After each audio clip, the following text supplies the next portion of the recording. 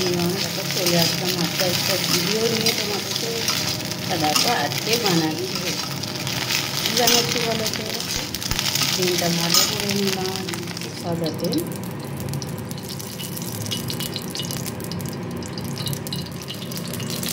দিয়ে দিলাম সাদাতে ঢেলে ছেড়ে দেবো আলু। এই যে আলু আর গাজর কাটা দিয়েছি, এটাকে ছাড়বো। তেলটা গরম হয়ে এসছে,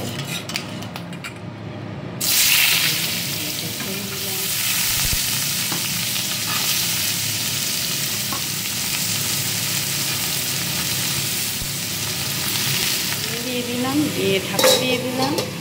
এটা হোক আস্তে দিয়ে দিলাম, দিয়ে দিচ্ছি পেঁয়াজ। খেতে স্বাদ লাগবে। আমি একটু পেঁয়াজ দিয়ে দিলাম, ভাজা ভাজা হয়ে গেছে। একটা টমেটো কেটে দিলাম আর লঙ্কা কুচি একটু দিয়ে দিলাম। কেন পাস্তা এইভাবে করেছিলে ভালো লাগবে, না করে খেয়ে দেখো, খুব ভালো।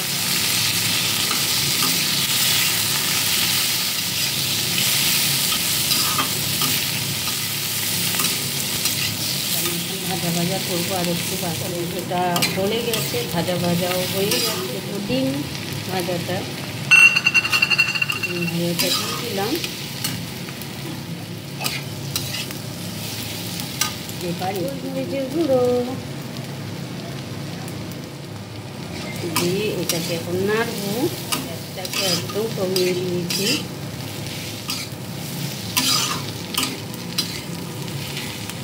হয়ে গেছে, সিদ্ধ করে নিয়েছি, ঠান্ডা জলে ধুয়ে রেখে দিয়েছিলাম। এটা এখন দিয়ে পাস্তাটা দিয়ে দিলাম।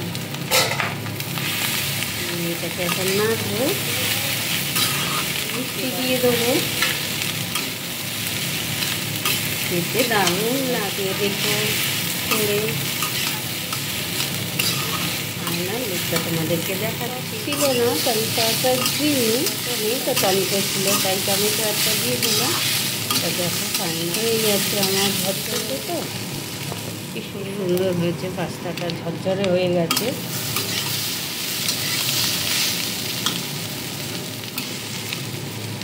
আচ্ছা